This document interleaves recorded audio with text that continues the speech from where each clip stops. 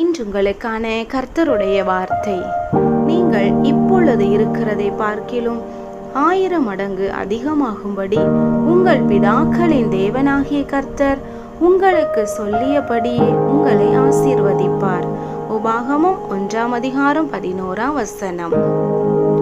தேவ பிள்ளைகளே, இஸ்ரவேல் ஜனங்களுக்கு மோசே மூலமாய் கர்த்தர் சொன்ன வார்த்தை தான் இது. ஆம், இதே வசனத்தை தேவன் உங்களுக்கு கொடுத்திருக்கிறார். என்று கொடுத்ததான் இந்த வசனத்தின்படியே நீங்கள் இப்பொழுது என்ன சூழ்நிலையில் இருக்கிறீர்களோ அது எல்லாவற்றை விட அதிகமாய் 1000 மடங்கு தேவன் உங்களை ஆசீர்வதிக்க போகிறார். ஆம், ஆபிரகாமை பேர் சொல்லி அழைத்த தேவன் அவனை வானத்து நட்சத்திரத்தை போல பெருகச் செய்தார். அது மாத்திரமல்ல, ஈசாக்கு விதை விதைத்த இடத்திலே 100 மடங்கு பலனை அனுபவித்தான். யோசேப்பு அடிமையாய் போன தேசத்திற்கே அதிபதியாய் கர்த்தர் மாற்றினார்.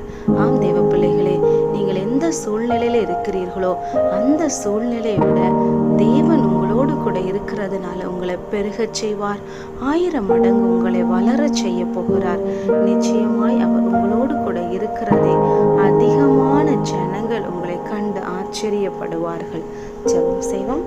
பரலோக பிதாவே, இந்த வீடியோவை கேட்டு ஜெபிக்கிற உங்களுடைய பிள்ளைகளோடு நீங்கள் கூட இருக்கிறீங்கப்பா.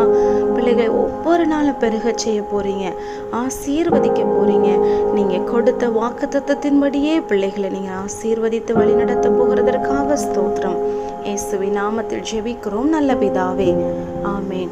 இன்னைக்கு ஜெபம் பண்ணுங்க, வேதம் வாசியுங்க, குடும்ப ஜெபம் பண்ணுங்க. கர்த்தர் உங்களை ஆசீர்வதிப்பார். இந்த வீடியோ உங்களுக்கு பிடிச்சிருந்தா லைக் பண்ணுங்க, மற்றவங்களுக்கு ஷேர் பண்ணுங்க. தொடர்ந்து இந்த வீடியோ பார்க்க விரும்புகிறவங்க சப்ஸ்கிரைப் பண்ணுங்க.